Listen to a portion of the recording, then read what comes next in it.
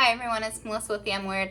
I went ahead and hosted a collaboration for our Independence Day unit study. I wanted to show you what we pulled together to teach my kids about Independence Day. First thing I did is I have this binder that I've been just kind of throwing stuff in over the last 4 years. And it's just where I keep all the fun things I find for Independence Day. There is a lesson plan for Independence Day, 4th of July. It's really hard to see, but I will link where I got this little thing from. It's just a simple, what is the Independence Day? What is the Declaration of Independence? The Timberdoodle perfectly released their summer reading challenge for this year. That corresponds perfectly. So I threw that in here too. Their summer reading challenge for this summer is the United States. They have the Timberdoodle challenge. They have book ideas. I will show you that towards the end of this book, this binder of mine. They have a little state where you can color in the states as you read about them, and I thought that would be really fun for my kids. They have a all about my state that you could also use for the other states if you wanted to do like an in-depth state study as well. And then there is the reading list that you turn back into them. I also printed some activities over the last few years. I have this activity of the what comes next. This came from Dinosaurs. There is a ton of things in here. Hold on. It's these match cards. And Independence Day falls during the summer. Well, we technically are year-round homeschoolers. I do back off a little bit during the summer for the kids. So they get to do a lot more fun things versus just all straight up school stuff. But these little fun things are like match the shadow to the picture. You would match this picture to the shadow and the kids just match them up. I printed everything, cut it out and laminated it just so we can use it more and more over each year. Plus I have 2 small children, and when Riker was even a little bit younger, like a year old, year and a half, and 2, he used to like to rip up everything. I mean, everything. If he got paper, it was destroyed. So you will find that 90% of my stuff is laminated solely to keep it. It's 7 o'clock. Pager's going off. I have a ton of these like pictures and put them together thing, and these vary in like difficultiness. These ones you just put the picture together. Same for these. It's like a little boy you put together. I have the bookmarks out of the Timberdoodle reading kit that I printed off and stuck in here as well. But these came from Dinosaurs. They vary in difficultiness. Let me see if I can find a different one that's a little bit more difficult. They've got some of the ones with the numbers at the end, so like these ones, where you put the number in order, and it's a much thinner, larger picture you have to put together. This year, my son will be doing the smaller ones, and my daughter will do the bigger ones. There is some little vocabulary word cards that we have. There are some flashcards that go with that. There's a memory game where you just find the pieces. There's these little cards where you put the little paper clip on the letter that the item starts with, and these go with the vocabulary cards as well. This is another one of those memory games. These are just smaller. I got this Uncle Sam craft. I'll try to find it and like throw up a little thing to show you guys what it actually looks like. I printed the paper so I remembered what each thing did and how to put it together. But then I also, of course, cut out and laminated all the little pieces that go to it. So it's a lot easier for me to cut it out every year. I printed out some coloring pages like 2 days ago, I think. This dot to dot, rhyming words. And I think all that came from education.com. You can print things in bundles that you can pay for. Otherwise, you can print things individually and find it on your own in their site, and that's free. I've got this What is Different. That's another Dinosaurs. Pre-writing practice. Writing practice. Uppercase and lowercase practice. Words, writing your penmanship practice. And then this one is like a spelling and penmanship practice. And then this at the end is the Timberdoodle book list. So this is every book that they suggest for every single state. And that is incredibly, incredibly amazing. I can use that when we do this 4th of July study. I can use it when we do the Constitution study. I can use it when we do our state studies. Like, it's probably the most amazing resource that they have put together for me and the most excited one I've been about so far. I went ahead and printed every single page. I don't usually print them when I get their reading suggested list. It just hangs out in my email forever and I look at it there when I need it to get my books from the library. This one I took the time and the energy to print, and I didn't laminate it. I put in these page protectors and put it in my binder because I can't imagine that I won't need a reference like this like a bazillion times over. And they have it in there, like if they're picture books or chapter books.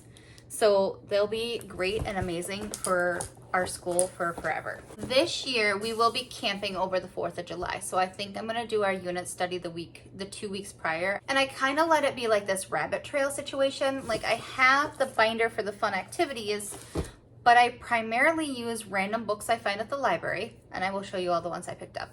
And then I will just search on YouTube independent studies for kids or Independence Day for kids, and we will just rabbit hole for a couple days down that. And then when we find ideas on there, I will pull it out and we'll start like looking it up on my iPad and finding stuff out, like anything that interests them. The last day before the 4th of July that my husband would be at work but would be considered a school day for us. So if the 4th of July falls on a weekday, I don't do it then usually, but I do the prior day. So I think 4th of July is on a Monday this time, so it'll be Friday, but since we're gonna leave for camping, I'll probably do it Thursday.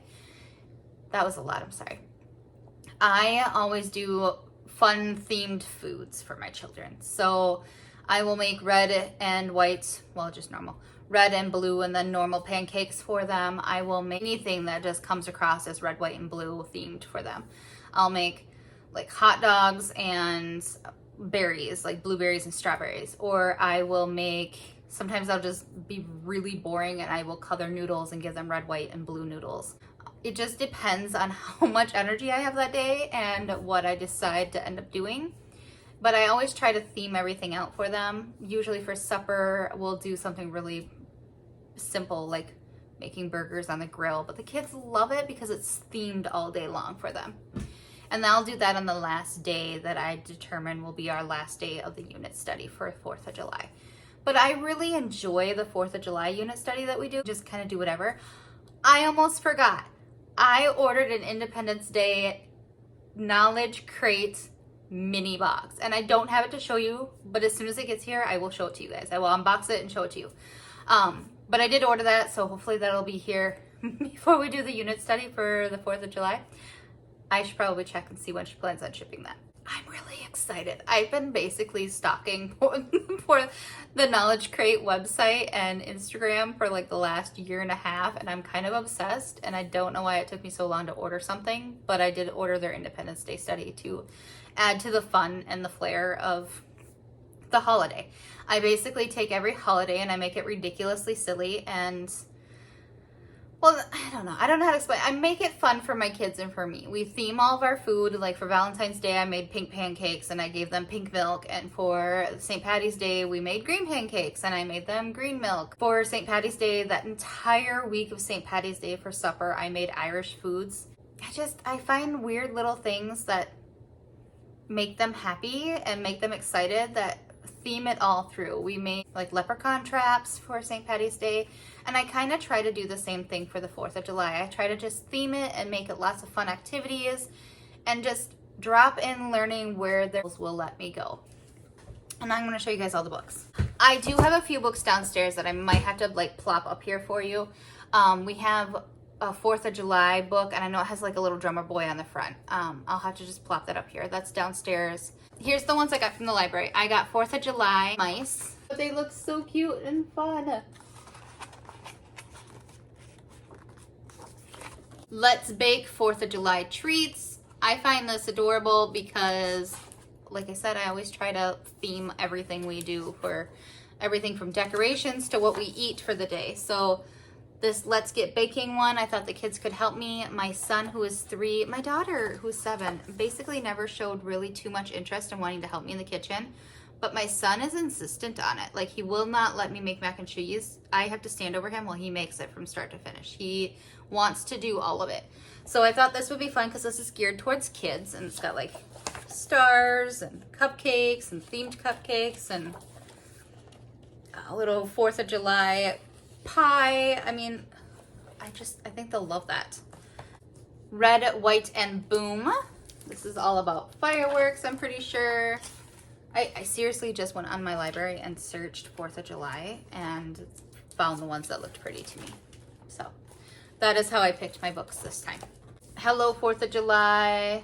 They also have a Hello America book that I think is cute. This is just a nice little board book that I know my youngest one will love. All my kids love Rita Bells. No matter how little or big they are, they love them. The Night Before 4th of July. Apple Pie 4th of July. Blue Skies, White Stars. It came highly recommended on the library website. So White Rose. Old Glory. I mean, it's beautiful. Do you see how beautiful? I'm a sucker for beautiful books. I say that every time I hold a book up to you guys. I'm sorry. Sewn Together. Those are the books that I picked up. Like I said, I have this binder of little crafts and things to try to keep me a little bit on track to help them with their rabbit holes. I just will turn on YouTube in the morning and search 4th of July things. Sometimes we'll read books or cook or make our crafts, and I'll put on like 4th of July music in the background for them. And I try to make it as fun as I can for them. They're all a little young yet. I want them to want to learn versus being forced to learn it at this moment. And that's just kind of how we go about it. I'm just letting it rabbit trail through. If it takes us longer, if they really focus on something they get super excited about, I'll let it go longer. I just won't let it go through Shark Week because I'm a little obsessed, and so is my husband. I have full units of ocean and books and just all the things for Shark Week. It becomes a whole shark month in our house. It's ridiculous. But that's another video for another time. If you like these kind of videos, please go ahead and give me a thumbs up. The next few videos, I will have a garden tour coming out soon. I will have a Bookshark review, look through how we use Bookshark coming up. I also have a summer boredom collaboration coming up as well. Please don't forget to check out the other ladies and what they're doing in their homeschool for 4th of July, Independence Day mini unit studies. That link will be listed below for you. I look forward to talking to you guys next time.